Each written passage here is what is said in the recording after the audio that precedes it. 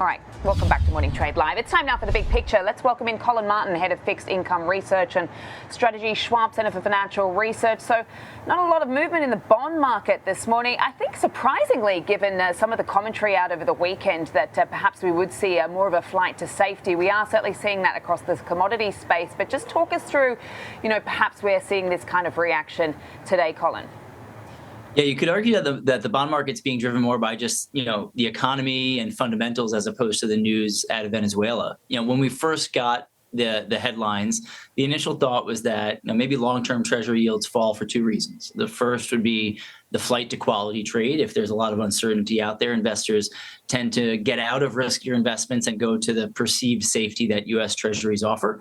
But we also thought maybe they'd fall on lower inflation expectations. If we were to get, a boost in oil production from Venezuela, that could bring oil prices down even more and pull down inflation. Now, to start the day, 10-year treasury yields were down a little bit, but it didn't look like it was for flight to quality purposes because stocks were up. So maybe they were down a little bit based on just maybe inflation expectations. Then they rose a little bit, but then most importantly, they fell following that somewhat disappointing ISM release. So that's kind of our main takeaway right now. And this is our approach to all markets, not just the bond market, is to take everything that we're seeing right now with a grain of salt, and our guidance to our clients at Schwab is to not make an impulsive investment decision based on these headlines. It's very fluid. It's going to take time for these things to play out, and kind of stick with your plan. And that's what we're seeing with the bond market right now. It looks like just the path of the U.S. economy is the driver right now, as opposed to maybe geopolitical risks from Venezuela. Okay, so steady as she goes this morning. Obviously, we've got some economic updates this week, a big week in data. In fact, we got ISM manufacturing earlier today, still below that line that separates expansion from contraction, but not moving the needle too much because, of course, everybody looks at the services PMI as far as a more sort of heavy weighting there. What were your takeaways?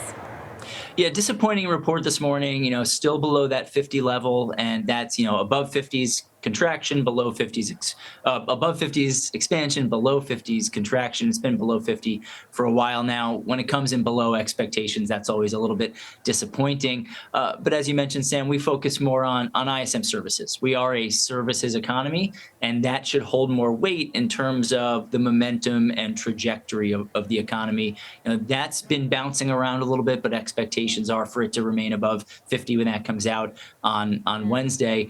We're also going to be looking at the jobs data. We get jolts, so we'll see, are there more openings coming out there? And we also look at the quits rate.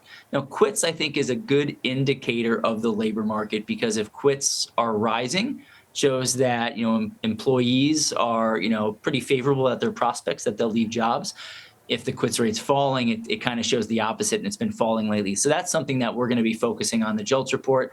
And then the culmination will be Friday, where we get non-farm payrolls and the unemployment rate. The good news is consensus expectations as of this morning suggest a modest decline in the unemployment rate from 4.6 to 4.5%. That would be good news. The move we've seen recently is arguably bad. You could say mainly it's coming from an increase in the labor force. That means it's rising, maybe not for bad reasons, but if it is rising, that's not a thing we want to see. So if we saw that reverse a little bit, I think the markets would be pretty happy with that. Okay, we'll be getting the JOLTS, we'll be getting the ADP, and then we're back to regular programming with a Jobs Friday. So we'll be watching. Hey, Collin, thank you. We've got to wrap it up there. Appreciate your time as always. Collin Martin, Head of Fixed Income's Research and Strategy, Schwab Center for Financial Research.